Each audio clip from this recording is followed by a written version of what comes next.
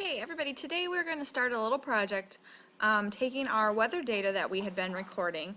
So you had this sheet last week, and you recorded 7 days of weather data for your city. We're going to take that weather data, and we are going to be turning the numbers into some nice graphs.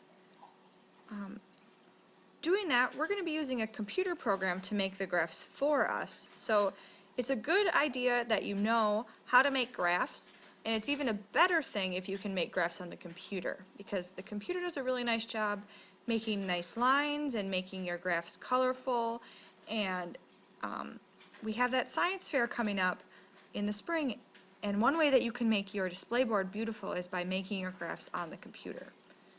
So today we're going to take the weather data and we're going to transfer it over into the computer. So on this first video, I'm just going to show you the program we're going to use, and I'm going to show you how to get all your data onto the page. So the program we're using is called Microsoft Excel, and I'm going to tell you that my computer looks a little bit different than yours does because I'm using my computer at home. But Microsoft Excel, it's going to be one of the options when you open up, and it's green and has a little X right here. So a little green X is what you're looking for to open up this program, Microsoft Excel. When you open it up, you see these hundreds and hundreds of little boxes, and that's where all of our data is going to go.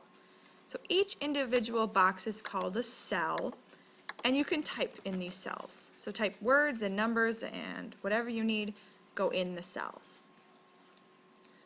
The first thing we're going to do is transfer over our temperature data. So for every day, what was the temperature? So I'm going to write temperature in this first box,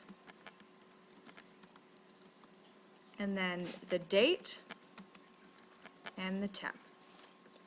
So let's say we did December 8th was our first date, and on December 8th it was 32 degrees. Next day you had December 9th, and it was 35 degrees. Now I'm just making up these numbers as I go. You have them written on your chart. I'm going to go through and do all 7 days and write down the temperature. But my fingers are really tired and I don't want to type. So Excel does some really cool, neat tricks. I'm just going to show you a few. The first one I'm going to show you is if you are putting in a list, say a list of dates, and you want them to go from the 8th, 7 days. What you can do without typing is you can grab the bottom right hand corner of your cell. So if you watch my mouse pointer, it goes from a cross to an arrow sign and then just to a black cross. Black plus sign it kind of looks like. All I have to do is click and drag down as many cells as I need, and as I drag down, it enters the dates for me. So I have 8, 9, so 1, 2, 3, 4, 5, 6, 7 days worth of data to put in the computer. So it went the 8th through the 14th. Now I only have to enter the weather, the temperature, and I don't have to worry about putting the dates in. So it speeds up my process a little bit. Once you have all of your temperature data typed in, you are going to move on to humidity.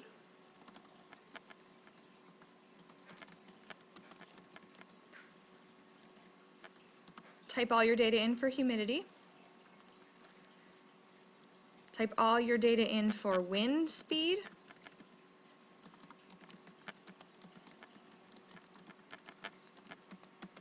And all the data in for pressure.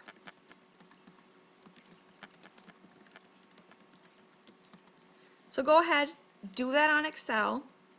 Save your document. Maybe save it under your files as weather project. When you have all your data in, come back, watch the second video. On the second one, I'm going to show you how to make these 4 graphs. Go ahead.